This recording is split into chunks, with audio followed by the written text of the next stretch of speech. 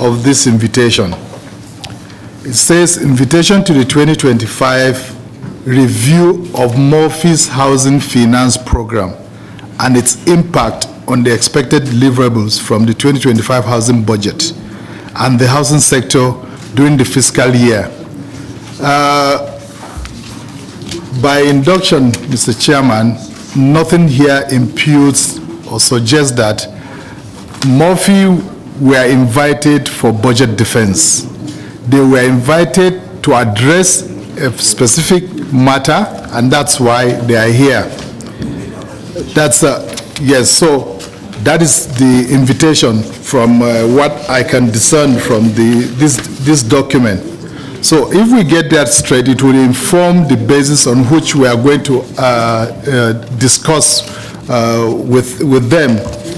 And as to, without holding brief, Senator Fadawansi, if they build these houses in Mesile, for instance, how many people will buy? Thank you very much, Chairman. Clarification, Mr. Chairman. CEO, please. Mr. Chairman, sorry, Chairman. Mr. Chairman, sorry, just a clarification. Your invitation to us, budget defense. So I haven't seen any budget here. That clarification again. Distinguished Senator, Professor. Dr. PhD. No. I will respond to that. But MD, I try to shed some light on the questions raised. Thank you, Chairman. These stakeholder engagements are key in us delivering our mandate as Murphy, because Murphy is an entity and all the investments or assets that we're managing belong to Nigerians, and you are the representative of the people. So it is part of our duty to share what we're doing with you. So even if there is no other reason why we're here, we're glad that we're here to shed light on what we're doing that will contribute to yes. Specifically, the issue of the constitutional mandate. Murphy is established by an act of parliament, as I mentioned before, to hold federal government's interests in any commercial transaction. Given the fact that we have structured the MRIF as a platform where we are the sponsor, and it is a fund that is approved and regulated by the Securities and Exchange Commission, we are buying units of that fund in exchange for the money we are putting in.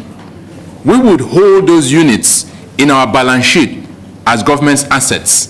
And every time dividends are shared by virtue of us holding those shares, we will get those dividends like we will get dividends on any other investment that government makes. We own shares in Transcorp Hilton, for instance. It is a listed entity. When the dividends are declared, by virtue of our shareholding, we get those dividends sent to us by the fact that we own 11.04% of that share, of that entity. Same thing with MRIF. It is an entity that is registered and regulated by SEC. It will be registered on an exchange, either Nigerian Exchange or FMDQ.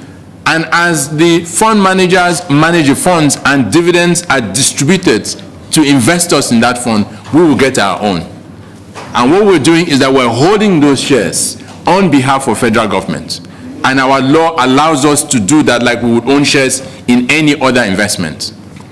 The second point, sir, is about budget defense. As I mentioned, the letter we received spoke specifically about us talking about the sector and how we're contributing. That is why we focused on that. The other point was about harmonization of government agencies and the work that we do. We agree with you in its entirety.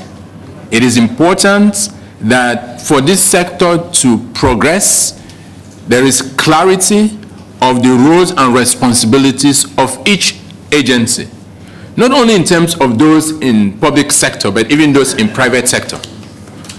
As I mentioned, MRIF does not in any way